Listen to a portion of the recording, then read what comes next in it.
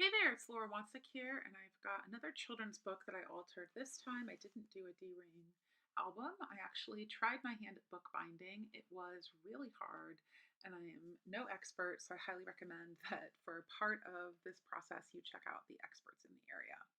So the first thing that I did was I took all of the pages out of a children's book called Petunia. This is a vintage book, and I took that thick cardboard apart because I wanted to bookbind through the spine. I needed it to be thin enough to be able to push a needle through it.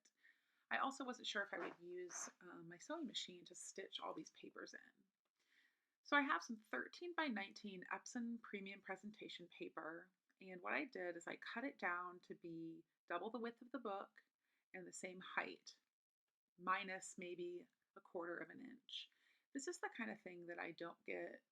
I'm not really a perfectionist about details like this, and this is another way that this comes out is I kind of eyeball things. I do use my ruler, but I don't get super duper precise.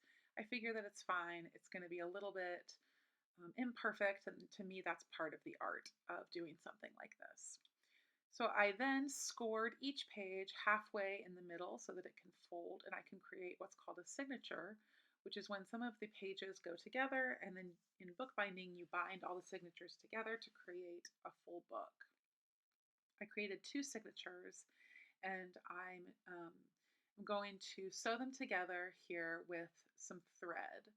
So I have done these in my sewing machine before, but I wanted to find a way to get these two to attach to each other. Plus, I didn't necessarily like the way that the machine looked. I almost worried that it kind of cut the paper and made it less stable. So I've got here my little, what's that poker dude called? I can't remember what that's called. I've got tapestry hand needle and I've got bookbinding thread. So what you do is you take bookbinding thread on some solid beeswax and run it through it. And what it does is it makes it much more sturdy and easier to move as you're sewing through the paper. The reason that you're going to use tapestry needles is because they have a wider eye and they're able to go through thicker things like this. I wish I could remember the name of this tool. I got it off Amazon and I will link it. So I'm just pushing through. Again, I'm eyeballing it. Just a few different holes. I watched tutorials about how to do this on YouTube. It didn't come out great for me. I'm learning. I'm a beginner, so I'm definitely not an expert, and I definitely recommend just looking for bookbinding tutorials or how to create and connect signatures. Next, I grabbed some fabric from my stash and cut it approximately to the height of the book, with a little extra wiggle room to fold down here to create a crease. I didn't sew it. I actually just used I tried roller adhesive, that didn't work, so I just tried a glue stick here, folded it down, and then that actually worked fine, to have a nice seam so that um, you don't have to worry about it fraying as you're flipping through it.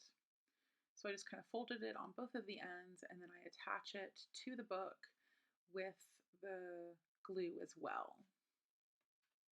So this just is a way to kind of have the spine be more pretty and add a little extra color and just something a little bit different there in the middle. And it does help to stabilize that center, because when you're taking out all of those pages and ripping it all apart, it's not super duper stable.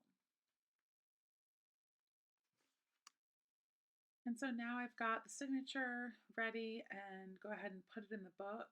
And what you can do is go ahead and attach it through the book a variety of different bookbinding ways. But what I did is I just adhered the very last page of the signature to the back of the book. So it just rests real solidly kind of on the back, and you just flip through it as it's attached to it. So I've got some book tape here. I learned this from my librarian husband, how to reinforce the spine of a vintage book that's kind of fraying. So I'm just putting it down and making sure not to adhere the back side until I make sure it's in that crease really well so that you can open and close it without it pulling on it. Kind of cutting it off at the edge there so that it doesn't grab any dust. I want all of the adhesive to be attached to the book and not hanging over the edge there, folding it over, and again I'm going to make sure to get it in that crease there. Another important thing to reinforce is the corners there. You can see that they're frayed. So I'm taking these little metal corners that I found on Amazon, and I am squeezing them with the pliers to attach. They basically just attach through tension. So you squeeze them, clasp them onto the edges, and they're real sturdy, and it just helps again when this is being looked at and flipped through that it just keeps it a little bit more sturdy. So now you can see it's in there. It lays really nicely. Each page lays really flat. And I put, I think, a good quantity of pages in for the stories that I wanted to tell and for the thickness of the spine there. So now I've filled it with my pages. This is documenting a trip that I went on with two of my best friends for a weekend.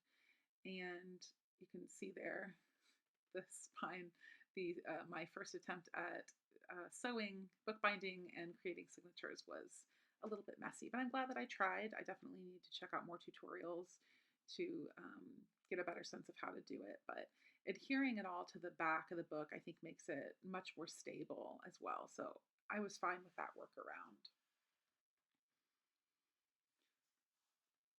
I included lots of fun pattern papers and little bits and pieces from my stash to document these stories. I love that holographic cardstock.